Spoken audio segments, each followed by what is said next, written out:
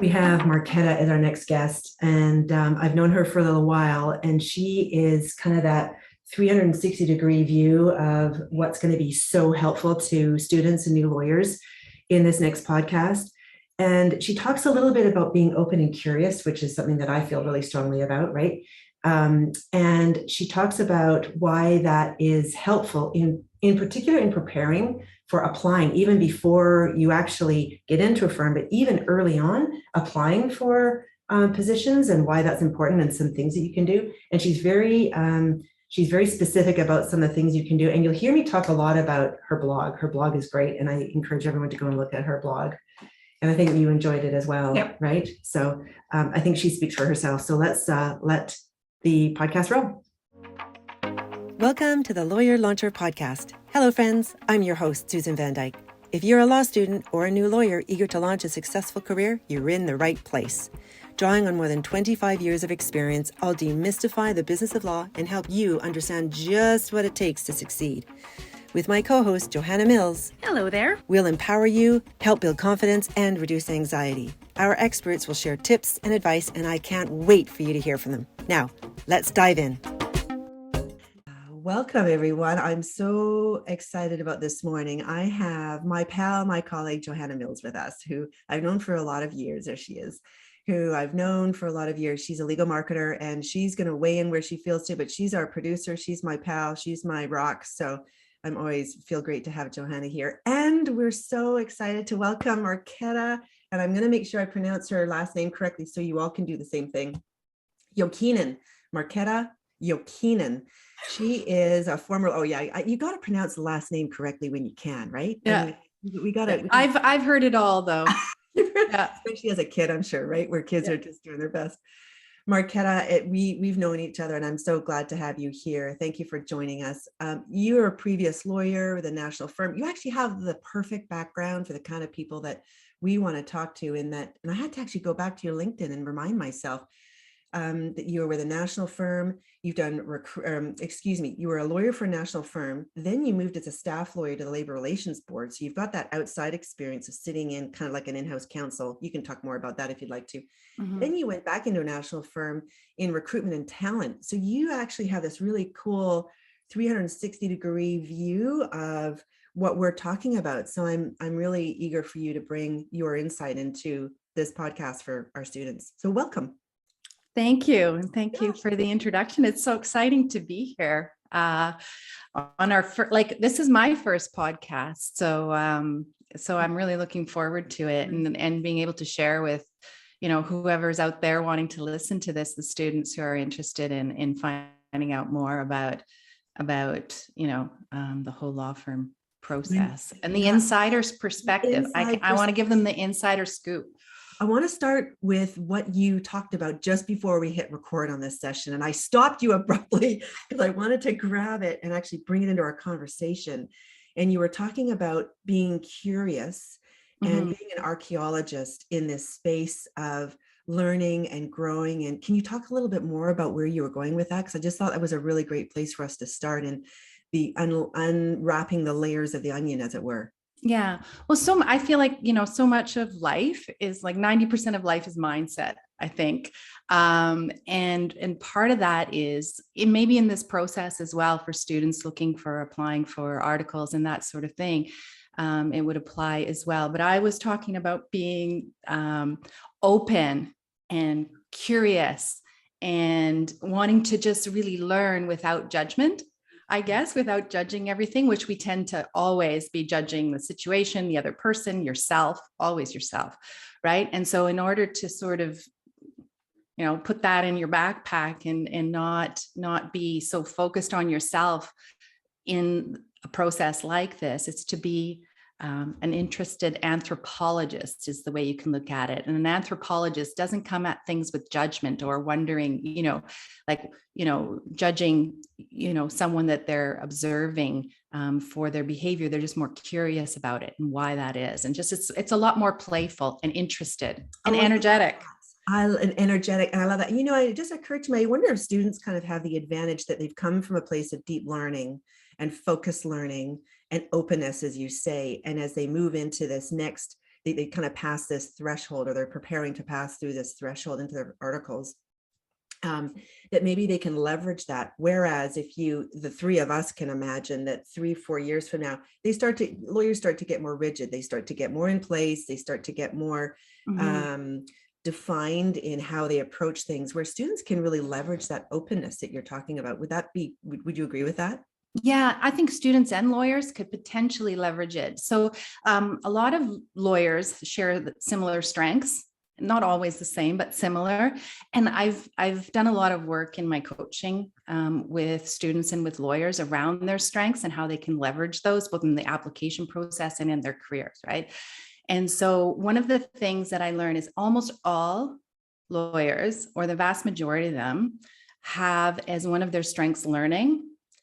And so they've got a whole bunch of other strengths, but if they can just harness this whole idea of being a learner, and that this is a learning process, and it's kind of like around experimentation, then if they can really like lean into that, it can really assist them in this sort of process. And even in the process of thinking about their whole career down the road as well, like leveraging that, understanding that that's one of their strengths and going there. I love the idea of you being kind of I don't know if it's like a career whisperer, a coach. That's what came forward for me as I was looking through your website and really trying to get to that next layer of understanding the value that you bring. By the way, for listeners, I want to direct them to your website, which I thought was a great URL, currenttalent.ca. Currenttalent.ca is your website. And I loved all the blogs that you had on there, by the way, some really rich stuff there, which I hope that we have time to get into during this podcast.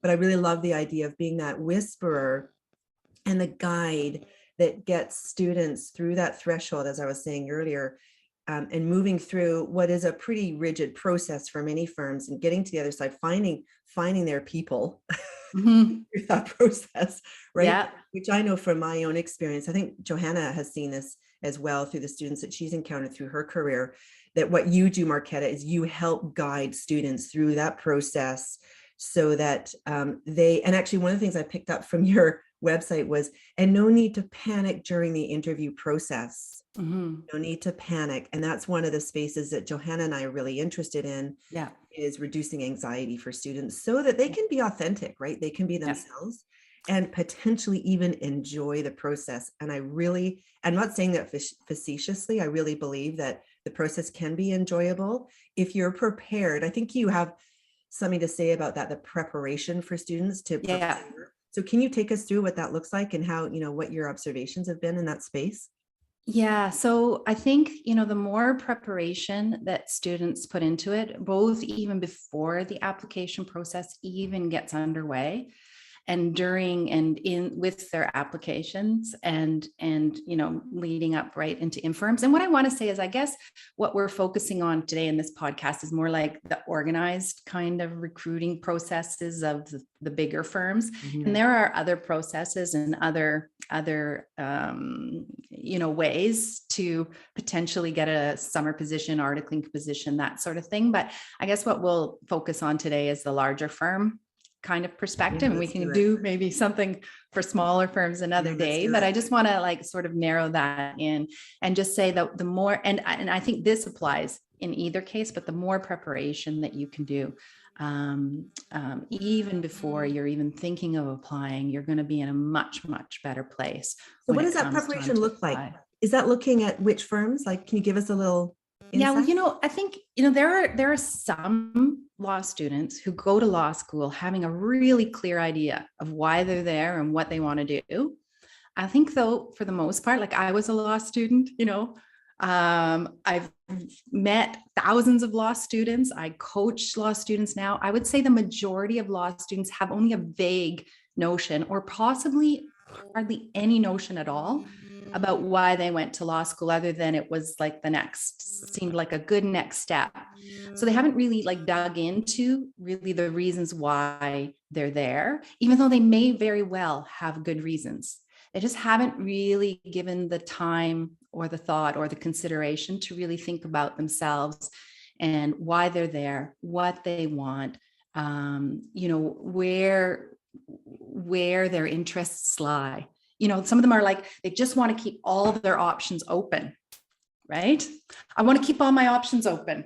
So I want to be like a blank, clean slate kind of going in. And I'm very flexible and open-minded, but that's not really what firms are looking for by the time they get to the application process, when someone gets to the application process and what firms are looking for. So when you go into it with this I'm open approach, it doesn't often translate very well in a recruiting process. If you don't know what you want when you're looking for a job, or generally know what you want, why would anybody hire you? I guess students would be worried about if they come in with that approach and they say, litigation is for me. I think it's corporate. I think, I have a neighbor, friend, cousin, uncle who's a litigator, and I really, and yet they may not really know. They might have, whispers of doubt in their own mind that actually it might be so maybe they're worried about pigeonholing themselves. Yeah, I know. And there's always going to be, like, that's life, right? There's always a whisper of doubt. Like, is this the right move? So, but if there's like, I think litigation is really my thing.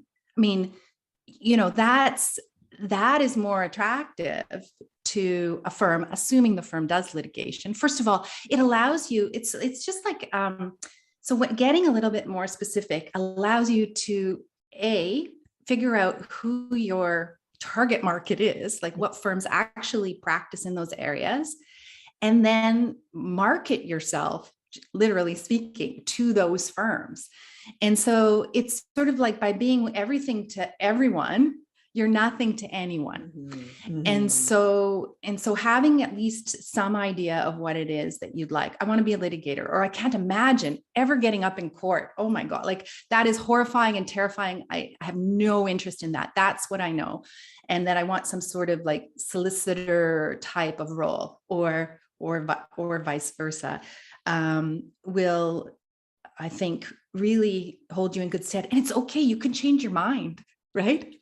So it's not like you're signing this away in blood, right? But you do need to narrow your focus and like get over this fear of missing out, like FOMO, right? You got this fear of missing out, and that's just the reality. And a lot of students will say to me, "Yeah, but I don't know until I try everything. Like, how do I know until I try everything?" Well, that you don't get to try everything. Like, that is just the reality. You don't get to try everything, even at a big firm. All summer long, during your articles, it's not the reality. It's not the reality for doctors. Doctors don't go to medical school. I want to try everything before I decide if I'm going to be an OBGYN, a brain surgeon, a general practice. Like, they don't get to do that. Engineers don't get to do that. They got to, like, am I going to be a mechanical, electrical? Like, do you know what I mean? Everybody else in the world at some point, it's got to focus, and you will have to focus too. So you might as well start to think about it now. So would you say it's best to go in, and we're talking in the large firm context here where the menu is greater. So if a student were to come in and say, I'm pretty sure it's litigation, or I'm pretty sure it's solicitors, but I'm open. So that might serve them. Would that be true for you? It might be true, but even if somebody didn't say to me, as a recruiter, having done this for a million years, or somebody at a large law firm doing what I did for so long, even if a student says like, oh, I'm really interested in litigation, and they're a summer student, I think I want to be a litigator, I know that there's a chance that that's not what it's going to be. I know that they're probably still open. Right. Because it happens all the time. Like, I can think of a million examples. There was a student who wanted to be an environmental litigator, ends up being a tax partner at the firm as the years go by. And yeah. And you don't know what you don't know. You don't know what you don't know all the time. And it just happens. But a lot of people do, stay within at least the general interest that they enter a law firm around the general kind of area, but not all. Occasionally there's somebody who just jumps to a totally different pond, but that's less common.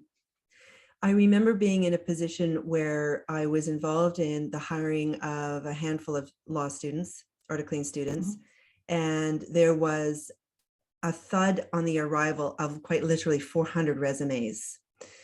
And me and a colleague went through these resumes and did our darndest to filter with the criteria that we came up with which was appropriate for this firm. And it was a huge, daunting task. And I had such insight into what these students had done in their lifetime, how smart they were, how focused they were, how brilliant these resumes and applications were. I mean, they were just, I mean, it was, as a parent, I read those thinking, oh my gosh, I mean, these are amazing humans. And how can you possibly set any one of these resumes aside? That's, I'm going to get struck by lightning by just doing that. So it was a horrifying, very difficult process. How do you work with students? What are some of the things that you recommend in standing out in that space of 400 resumes? Is there anything that you can suggest that helps? Well, whether you like it or not, one way to stand out, like there's different, it depends on your whole package as a student and what you're bringing to the table, right? So there are students who are going to stand out purely on their grades. It's the reality. There are a subset, small percentage, right, where you probably, you can do a little bit less thoughtful cover letter, not a thoughtless cover letter, but a less thoughtful, and possibly a less thoughtful like resume, right? Your resume can be a little bit more average, right? If your marks are amazing, it's kind of like a pie. But once your grades start to you're in the top, 20%, say, of your law school class, you're probably pretty competitive in this organized process. And so, but, then if you're not at the top of your class, then you got to start to really work on your materials a lot more, right? What can you do to stand out? What I find a lot of students do is when they're writing first of all, the cover letters are not very well thought out or not very targeted, to the law firms. Like I said, having this, sort of open slate, like I'm willing to do anything at your firm approach isn't always a way. Like, again, I don't think that stands out. What stands out is that something about the firm. You've probably, even before this process, had some touch point with us, because there are so many opportunities that your law school provides, like law firm tours, events that you could have attended at law school, virtual now or in person, it doesn't matter. That those law firm recruiters are taking note of who showed up, and that's expressing interest. You're showing up at these events is expressing to me that you have like a higher level of interest in us than perhaps somebody who didn't show up or has never showed up. It may or may not be true, actually, but that is the perception that you receive as a recruiter. So there's that. There's focusing and targeting on your audience in the cover letter and how to go about doing that, which, I coach my clients obviously around. And then there's your resumes as well, right? And a lot of law students, rather than, some of them are really great and others are, I find a lot are not that well done, actually. And so a lot of resumes, rather than really showcasing the accomplishments and they're amazing. Once you start to tease these out of students, like what they've actually done, and I know they're amazing. When they come to me, I'm like, I know your resume is not even beginning to scratch the surface of how amazing you are. And so a lot of students, rather than, kind of being able to articulate what they've accomplished in their resume, they list sort of these duties like, was responsible for fundraising, right? And these really generic, non-descriptive, uninspiring, doesn't distinguish you from anybody else kind of descriptions are what I think still I see too often.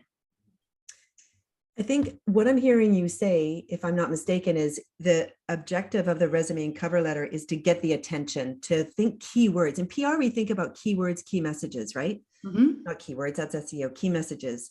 I was at your office. I met with Marketta.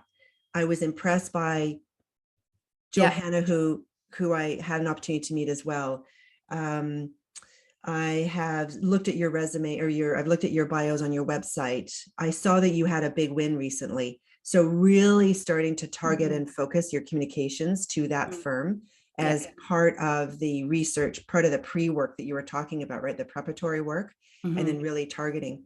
And then once you get in that door, you talk a little bit on your blog, which I thought was really great. And the other thing I really loved about your blog is you're quite, you give really good examples. You're quite prescriptive sometimes and very helpful in what that you're providing to your students. The storytelling piece of your blog, the storytelling, tell us a little bit about, that's when they get into the resume, or excuse me, into the interview, and they have an opportunity for some dialogue, right? Yeah, so you're right. Like, your cover letter and resume, so are your first sort of marketing tool, right? And so they're how you just have the opportunity to get in front of someone with your interview. And so I liked what you said, about that. And so I'm going to just talk a little bit more about that a little bit more before I go into the interviewing part. Is really you guys are marketers, so you'll love this, right? But your cover letter and resume are like your sales documents. They're your marketing tool.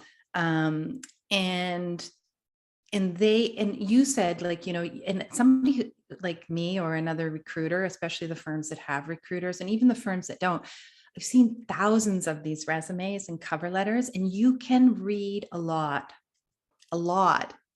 and sort of, almost, if you're good at writing a cover letter and resume, you as a candidate can come to life for me even before I've met you, or with very little interaction. And I can be really, really excited to be meeting you because you've got so much rich material in your resume that I can't wait to ask you about it.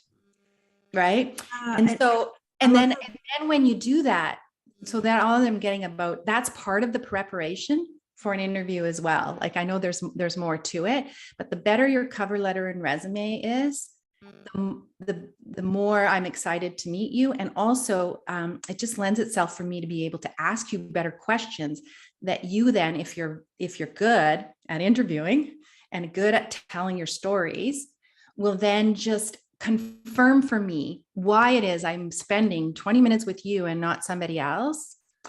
And that's going to confirm for me why I've done that. And I'm going to be like, I knew it. I knew they were going to be so awesome, like, to talk to, if you can tell me your stories. And occasionally, again, in this interview process, you're disappointed, right? You're like, I would have thought this would have been so much better based on what I had seen on the paper. So in terms of interviewing, being able to tell your story is really, really critical, and preparing those stories. It's all, again, like, this is all about preparation. This is your career, right? This is hopefully your legal career, wherever it takes you. Maybe start off at a big firm. Maybe you're going to be a partner there. Maybe you're going to go in-house. Maybe you're going to do something legal tangential down the road. This is the start of your career. It's exciting, right? And you want to find out more about it, and what the opportunities are, and what your career might, look like. So this is all about that. This preparation is you, launching the next however many years of hopefully what's a really rich, rewarding, learning all the time, different things. These are the sorts of things the law students tell you. I want to help people sometimes, is what they say. And I also want to just, I want this continual learning, this continual, growth throughout my whole career. This is the start of it. This is where it starts. Get there. And I'm hearing it takes a lot of courage too, through both the application process and the interview. Johanna? Yeah, before we move to the interviews, I have a question for people who do not have a coach like yourself, Marketta, or somebody to advise them, and they're hearing that they need to approach their cover letter and their resume with more of a storytelling angle, maybe rather than listing their duties, talk a bit more about what they were able to accomplish while doing those duties. Can you give any tips for our listeners that they could maybe use today as they're looking at their resume and looking at their cover letter to bring it more to life? Yeah. Well, I guess it's really, really is that, right? Rather than saying sort of like something like, responsible for fundraising, right? Say you're like part of the grad committee or something like that at your law school, and you're responsible for fundraising for, I don't know, the grad banquet or something like that, right? So you could say, responsible for fundraising. And I'm like, great, nice. Don't know really what that means. Or you might say, responsible for, you could say responsible for fundraising, for, the graduate banquet for 200 people, maybe you all for 200 people, maybe you fundraised so much that you completely, allowed the thing to be free. And what kind of events did you put on? Including events, there was somebody who said they had put on a whole sort of university-wide sort of fundraising event that included, med students and students from all over and faculty, and they'd gone out into the community and had, gathered all sorts of, from businesses and stuff, and gathered a lot of the products, which then they sold at, a live auction involving all these other people, and raised, I don't know, $7,000 or something like that. And I'm making this too long. This would be what you'd sort of truncate into the resume language.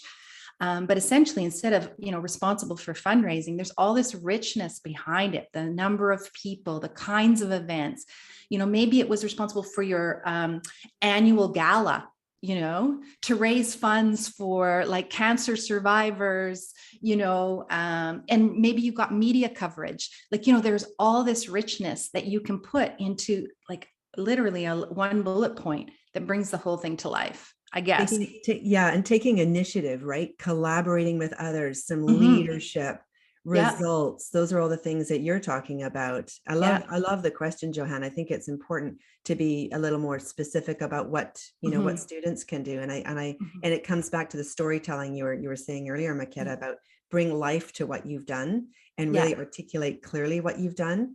But being also clear, I think, both in writing in the resume and the cover letter, but also what you bring to the resume, to the interview, and actually really practicing how you articulate that experience and why it should be meaningful. So understand why you're articulating what you are to that particular firm. Because here's the thing, and maybe a lot of students, I think, are perhaps unprepared for the nature of the questions that they're going to get, say, in their OCIs. And they go into these OCIs, they're thinking they're on-campus interviews. For those who haven't been through OCIs, you're going to know that. Speed dating interviews, and they're all virtual now. And I think there's a likelihood that they're going to stay that way, so that there'll be these Zoom interviews, right? 20 minutes, quick, get to know you. And even in the in-firm interviews too, that you maybe have what are called behavioral questions, which many of you tell me about a time when those kind of questions. But the vast majority of the questions you're going to get asked are so broad. It's sort of oh, look here, I see you were a member of the fundraising committee for your grad thing, whatever, tell me more about that. That's literally the question you're going to get. Tell me about that. And so you better be ready. You better be ready with some stories about you have the opportunity to communicate anything you want about that experience that you've had. And so what is that going to be? Right. And what's the story? What are the stories if you that showcase all of those things, like we said, your skills, your strengths, your talents, your initiative, your leadership, your hard work, your dedication, your just enthusiasm and interest, right? And I think in preparing for that interview, practicing out loud your prep, right? Out loud with anybody who you can sit down for 15 minutes and actually have that engagement, so that out loud, so you can actually build that muscle memory, right, of how do you express yourself, and then it becomes your own, right? I know in key, when we've done key messages in a PR setting, it's you establish those key messages, then you leave it with the person. They make it into their own voice, right? They bring that key message into their own voice. So I think this is And you don't have to like, and what I don't like, you want to be authentic, right? And telling your stories and what isn't authentic. And so it's a fine line between like having, a natural kind of dialogue that's just sort of off the cuff and being over prepared. And the over prepared, I think, comes into play when you're telling your stories, and rather than letting the listener come to their own conclusions about what that story is telling me about you, you say, and what I learned from that experience was like, and you finish it off, and it's jarring, and it doesn't, you know what? It never feels good for the person who's telling the story. And what I learned from that are like, or I gained amazing leadership skills or something, right? Or what I gained from that is a better understanding of, I don't even know, right? So you're drawing the conclusions for them at the end. So there is a line, right? There's a way to tell a story where you are planting all of those things in the listener's head and you don't have to say it. And when you do say it, or if you feel you have to say it, then it's like, and I've been in interviews like, ooh, that person was just too rehearsed, didn't like it. That's what the lawyers will say, didn't like it. And I think that that's what students are doing. Then they're like, they're trying to say A plus B, and then they're doing the equals C, right? And therefore, I'm great at lead, like, I'm a great leader, I'm a great team player, or therefore I'm, I don't know, really smart or whatever. And let the listener do that by the way that you tell your story. And you can do that. And that's way more powerful. Let the listener draw the conclusion. Yeah. Show, don't tell. Yeah. Demonstrate through what you've done. And the result can be, and the result doesn't have to be, and therefore I gained these leadership skills or whatever. It can be like, that, you're still in touch with this team, or it was one of the most rewarding experiences you've ever had. And here's why, like, you know what I mean? The result can be other things. The result of your story, like that's part of telling a story, is how did it end? Happily ever after, of course, right? Like that's the ending of your story. But how do you articulate the happily ever after? Okay, Marketta, what are the top 3 things? I'm going to throw something at you. What are the top 3 things you think that students, what are the most common 3 things that students don't do well, that you find yourself coaching repeatedly? Is there anything that floats to the top? I mean, you've taught, one of them probably is prep, right? Do lots of prep. And I've heard that you've kind of come back to that a number of times. And I think that's so key to not be, not that students are inclined to be impulsive, but to really take it seriously and to really put your all into it. So for sure, I think that would be perhaps one of your 3. What are there any other tips that float to the top as we sort of do our wrap here? Yeah, well, first of all, I mean, I think that the one thing you really got to know about why a firm is going to hire you is this whole idea of fit, right? And so I think one of the things I'm still going to harken back to it is like, why are you applying to this firm, right? You have to be, a firm is only interested in you if they think through your application materials, through your interview process, through all those, that you want to do what they do, right? The work that they do, the legal practice with the kind of clients, the kind of firm that they are. And so one of the mistakes that I think students make is sometimes focusing on, it may be very, very well that students will distinguish between firms based on things like their pro bono, their training, their the things that the firm provides to them as a bonus or perk, diversity initiatives, other opportunities that they might have out in the community, right? For other sort of like philanthropic kind of activities.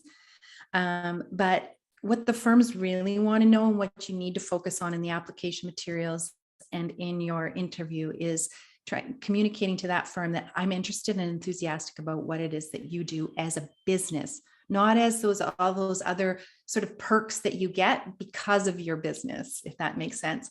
So that I think is a mistake that students make in the kinds of questions they ask firms, in what they focus on in their cover letter, and maybe what they, get excited about in the interview process. So I think that's a really big mistake. So not understanding that they're hiring somebody to come and do this work, and they want the people who are like totally psyched to be doing it. Right. So do your research, understand the firm. Do your research, understand the firm. I think a lot of students, especially law students who are going to be really great at those super analytical areas of law, like they're really, really analytical. They maybe even come from science backgrounds or business backgrounds. They have the hardest time telling stories about themselves because there's so much more, they're like, here, I'll tell you that, like, it's too stark, so they have they got to learn a little bit more about the art of storytelling, and they can do it. That's the most exciting thing, because really smart, it's a skill, and really smart people can learn the skill easily. And then the light goes on and they're like off to the races. So that's why I love coaching lawyers. I sometimes coach doctors. I've coached doctors through the interview process, really smart people who've never developed this skill, but because they're so smart, once they figure out how to do it, they're off to the races. And it's a lifelong skill, right? It's something they're going to use. It's a lifelong skill. You always have to tell that moment, but it takes them through their career, which I think I love. The third thing that I would love to add to your growing list here is actually, and I mean this quite genuinely, to go and look at your blog. I thought your blog was really great. So just to remind listeners again, currenttalent.ca, that's Marketta Jokinen, and go and have a look at her blog. And there's really great advice in there, and you make it really accessible, really easy for people to grab it and run with it, and to feel like they have that whisperer beside them, even if they haven't hired you, and have you beside them as a coach. Marketta, thank you so much for joining us. Johanna, anything last thoughts? Anything else you'd like to add? I do have one last question. I know we want to wrap it up, but I'm just going to throw this out there anyway while we have you, Marketta.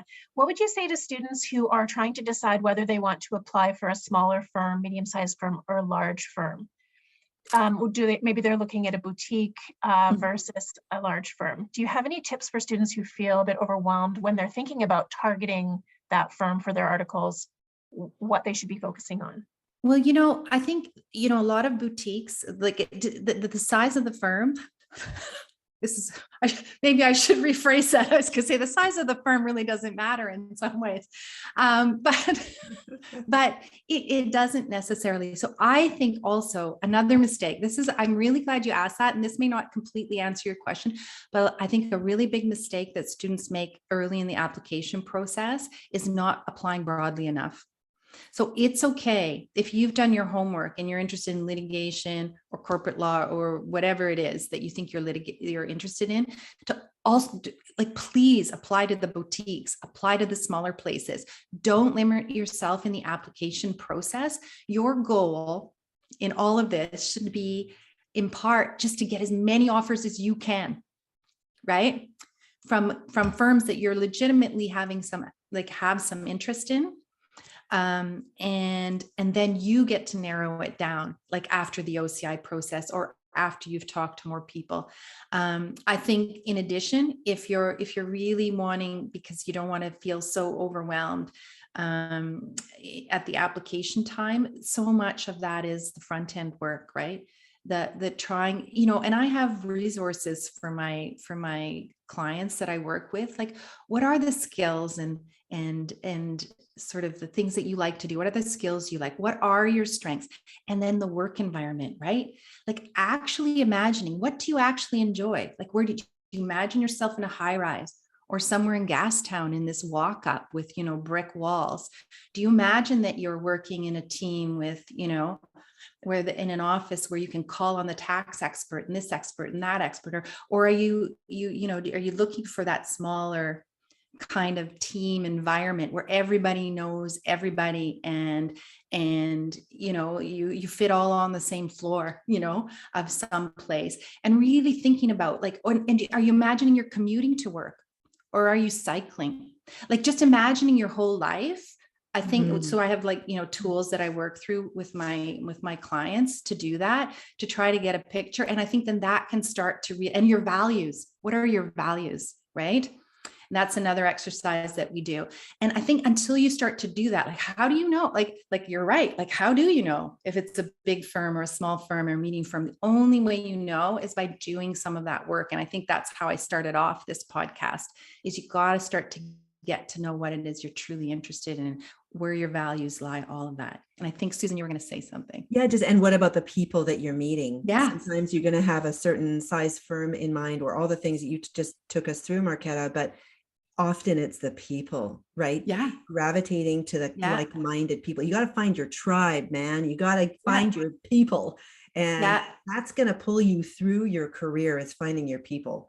So and attention to how you are managed is the wrong word, but how you know your experience as a human through the process. What does that feel like, and what does that look like? Yeah, absolutely. Right. And a lot of the time it will be these sorts of things. Maybe it's the values that you share. It's that sort of energy that you have, that synergy. And there's that for sure, but don't limit yourself too much. Right. I think, sometimes students think, oh, I only want, these sorts of 5 firms. Well, I've had students do that, right? Initially, maybe not be so successful.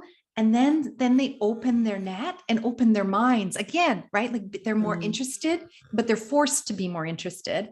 And then they go through, say, the articling process with a much broader net, open mind. And they're like, wow, like they find something that they had cut out of their experience the first time, thinking that just without any exploration, just deciding based on rumor and innuendo that wasn't something that they wanted. And then they discover, wow, that there was this much better fit because they'd been so closed to what the possibilities were. The eureka, the aha moments as they move through the process, right? I think it's really such a interesting experience for students to move through that. And I bet there's many times that they wish they knew things going through the process that they learned on their own through the process. So Marketta, your clients are so lucky to have you. And I'm so grateful that you've come to share your wisdom with Johanna and I and our listeners. And I just want to remind people the website for Marketta is currenttalent.ca. Go and look at her blog. It's really good. It's rich with all kinds of examples and tips that you can learn. And you can be easily reached. I know, Marketta, you're in Vancouver, BC.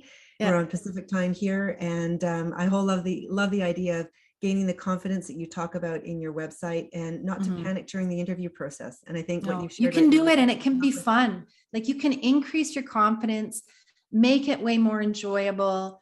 Like I said, 90% of life really is mindset, but there's a preparation involved to get there, right?